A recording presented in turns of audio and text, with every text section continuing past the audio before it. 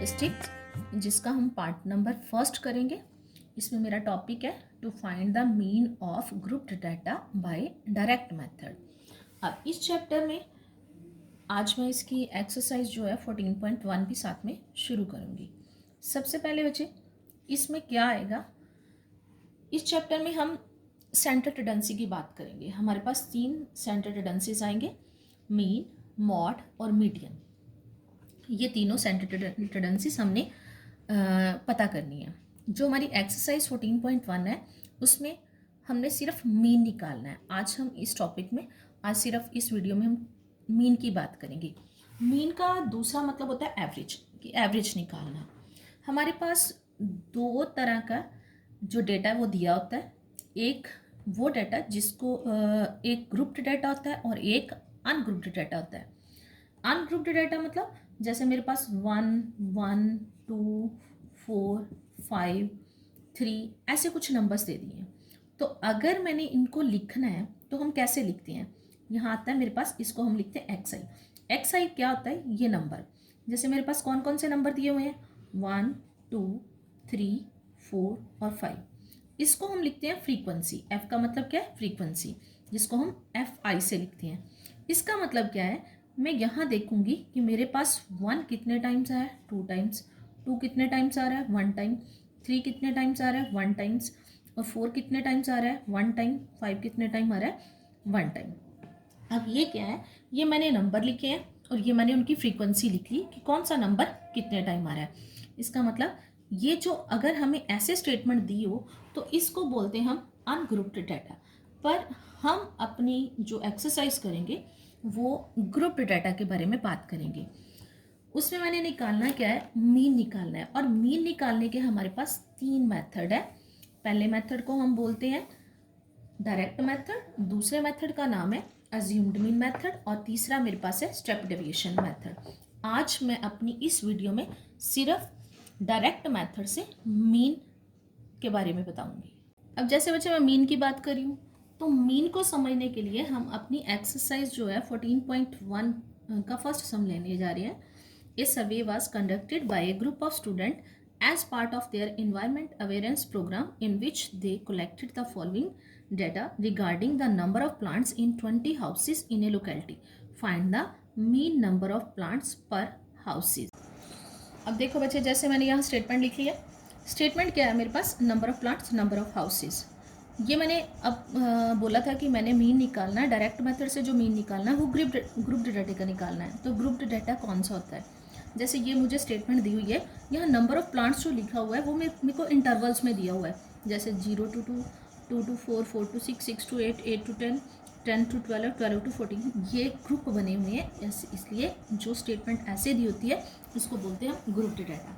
और ये number of houses दिए हुए हैं, ये नंबर ऑफ प्लांट्स हैं मेरे पास। अब मैंने डायरेक्ट मेथड से अगर मीन निकालना है तो सबसे पहले मैं उसका फॉर्मूला लिखूंगी। मीन को किससे हम लिखते हैं, एक्स बार से। ये ऊपर जो लाइन है उसको बार बोलते हैं। उसके लिए फार्मूला क्या है मेरा, summation F I x I by summation F I. अब एफ आई क्या है, इसको बोलते हैं एफ आई। आई का मतलब होता है नंबर ऑफ टर्म्स। अगर आई नहीं भी लगाओगे तो भी सम ठीक होता है। कई जगह पे हम आई लगा लेते हैं, कभी आई नहीं भी लगाते। तो अगर आप यहाँ एक्स आई और एफ आई के साथ आई नहीं भी लगाओगे तो भी आपका फॉर्मूला जो ठीक होगा। अब यहाँ देखो फॉर्मूले में मैंने लिखा हुआ है F I x I. F I तो ये हो गया। अब एक्स आई कौन सा है, एक्स आई क्या होता है, उसे बोलते हैं हम क्लास मार्क। वो हमें यहाँ निकालना पड़ेगा। मैंने पहले बोला था कि मीन हम 3 मेथड से निकालते हैं।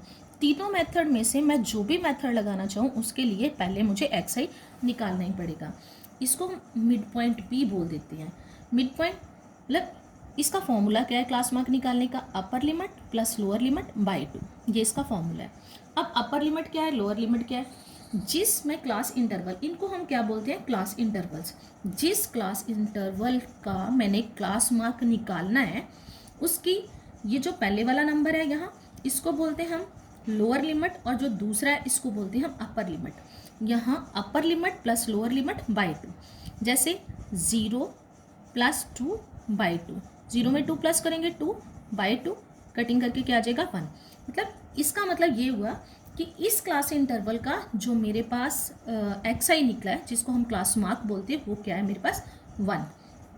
अब ऐसे ही हमने सारे जो क्लास इंटरवल हैं उनका क्लास मार्क निकालने थे। सबसे पहले मैं कई बार, ये तो फार्मूला है ही है, अब फिर से 2 और 4 को प्लस कर लो, बाई 2 कर लो, तो क्या आ जाएगा 2 और 4 6, 6 को 2 के साथ डिवाइड करेंगे तो कितना आ जाएगा 3। पर मैं थोड़ा आसानी से कई बार बच्चों को निकालने के लिए जब बोलती हूँ तो एक यहाँ हम बोल देते हैं कि सबसे पहले आप यहाँ चेक कर लो कि जो भी आप मिड पॉइंट जब निकालने लगे हो तो जो क्लास इंटरवल हैं उनकी क्लास साइज सेम है। अब क्लास साइज से मतलब क्या हो गया, क्लास साइज से मतलब ये हो गया कि इन सारों के बीच में डिफरेंस सेम हो। अब डिफरेंस जैसे अगर मैं 2 में से 0 को माइनस करती हूँ तो 2, 4 में से 2 को माइनस करती हूँ तो 2, 6 में से 4 को माइनस कर रही हूँ तो 2, सारों के बीच में डिफरेंस कौन सा आ रहा है 2। और एक चीज़ और ध्यान रखनी है, अगर यहाँ की पहले इंटरवल की जो अपर लिमिट है अगले इंटरवल की वो लोअर लिमिट होनी चाहिए। जैसे ये देखो ये नंबर आपस में मैच कर रहे हैं, तो हम एक्सआई बार बार सॉल्व करने की बजाय इससे हमारा थोड़ा ट्रिक है बच्चे, जल्दी सॉल्व हो जाता है। हम सीधा वो नंबर को जितना डिफरेंस है, जैसे मेरे पास क्लास साइज मतलब डिफरेंस 2 2 का आ रहा है और उसको सीधा नीचे नीचे ऐड करते जाते हैं। जैसे 1 + 2 3, 3 + 2 5, 5 + 2 7, आगे 9, 11 और 30। अब आप इसको चेक भी कर सकते हो, जैसे मैं लास्ट वाले को चेक करके बता रही हूँ। 12 और 14 को प्लस करेंगे क्या आ जाएगा 26, 26 को हम 2 से डिवाइड करेंगे तो क्या आ जाएगा 13। अब ये आ गया मेरे पास, ये मैंने निकाल लिया। अब एक चीज़ और देखो बच्चे, मैंने यहाँ लिखा है FI XI। अभी इस साइन को छोड़ दो, इसको हम समेशन बोलते हैं, इसका मतलब मैं बाद में समझाऊंगी। FI XI क्या है, FI और XI के बीच में कोई साइन नहीं है, तो इसका मतलब कि दोनों मल्टीप्लाई हो रही है। इसका मतलब मुझे अगला जो कॉलम बनाना है वो कौन सा बनाना है, FI XI। मतलब ये दोनों आपस में मल्टीप्लाई हो रही है और मल्टीप्लाई भी हम आमने सामने ही करेंगे, ठीक है। अब पहले नंबर को यहाँ, ये वाला पहले को इसके साथ आमने सामने मल्टीप्लाई कर दो। 1, 2 को 3 के साथ करा 6, 5, 7 को 5 के साथ करेंगे 35, 9 को 6 के साथ करेंगे 54, 11 को 2 के साथ करेंगे 22 और ये कितना आ गया मेरे पास 39। अब इसके आगे यहाँ एक चीज़ देखो, मैंने समेशन का साइन लगाया। समेशन का मतलब होता है सारों का सम करना। अब यहाँ मेरे पास है समेशन FI XI, मतलब मुझे इस लाइन को के सारे नंबर को ऐड करके लिखना है, इनका सम करके नीचे लिखना है। इसके लिए हम साइन डालेंगे समेशन FI XI। हम शॉर्ट फॉर्म में इसको सिग्मा भी बोल देते हैं, ज़्यादातर आगे मैं इसको सिग्मा ही बोलूँगी पर इसको समेशन बोलते हैं।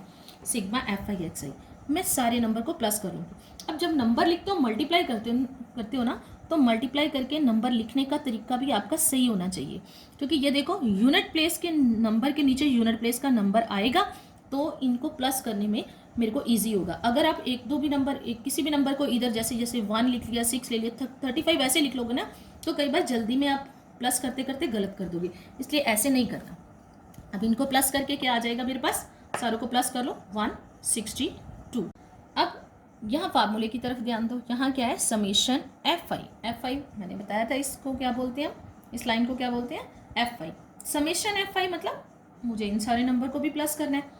अच्छा, इसको हमें प्लस करने की कई बार ज़रूरत नहीं होती, हमारे पास स्टेटमेंट में ही दिया होता है कि इसका सम हमें स्टेटमेंट में दिया ही होता है। अगर ना दिया हो तो इनको प्लस कर लो। जैसे हमें वहाँ लिखा था 20 हाउसेज, तो नंबर ऑफ हाउसेज हमारे पास टोटल कितने दिए हुए हैं 20, इसका मतलब यहाँ कितना आ जाएगा 20।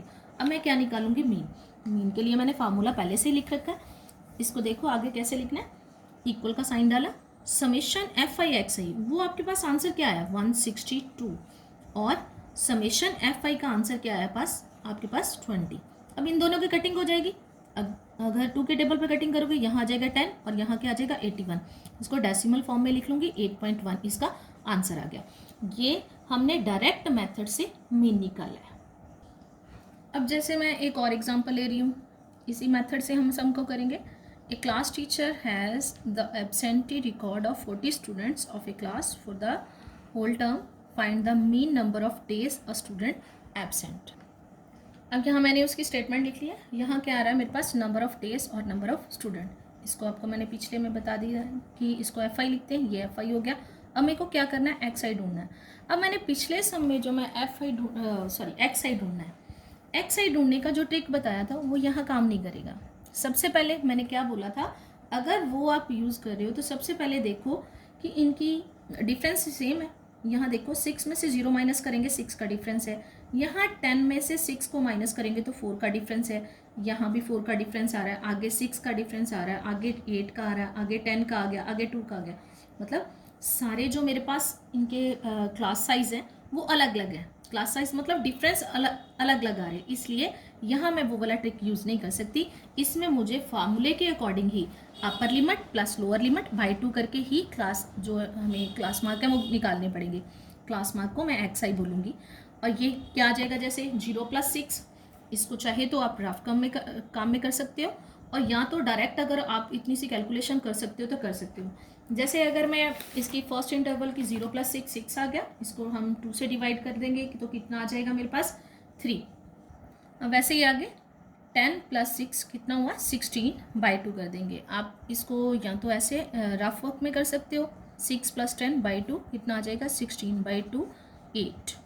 तो इसको अलग अलग करके हर जो क्लास इंटरवल है उसकी आप कैलकुलेशन कर लोगे। यहाँ ऐसे क्या आ जाएगा मेरे पास 12 17 24 33 और 39।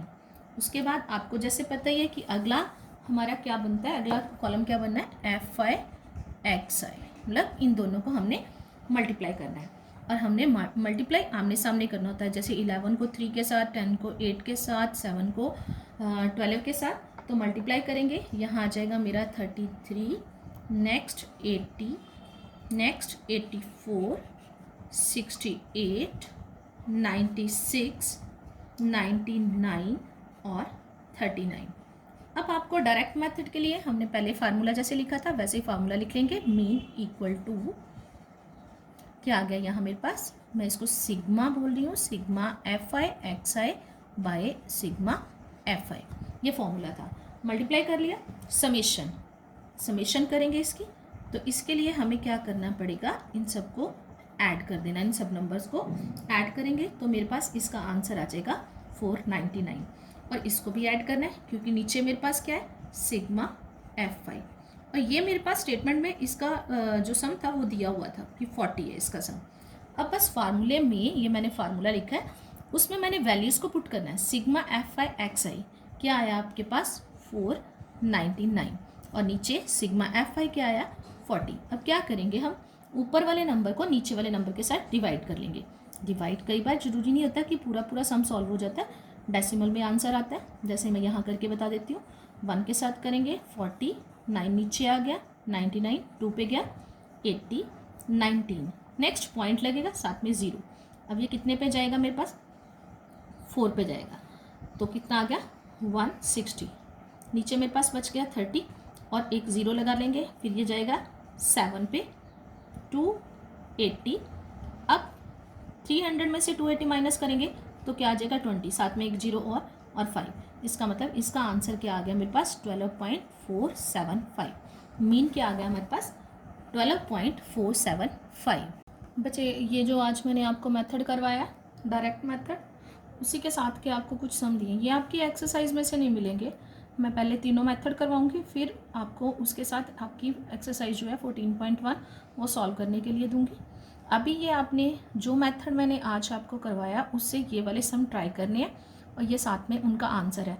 और अगली वीडियो में मैं दूसरे मेथड करवाने के बाद आपको ये भी बताऊंगी कि कौन सा मेथड कहाँ लगाना जो है वो आपके लिए अच्छा रहेगा। ये वाले होमवर्क आपने अपनी फेयर कॉपीज पे करने हैं और नेक्स्ट मेथड हम अगली वीडियो में करेंगे।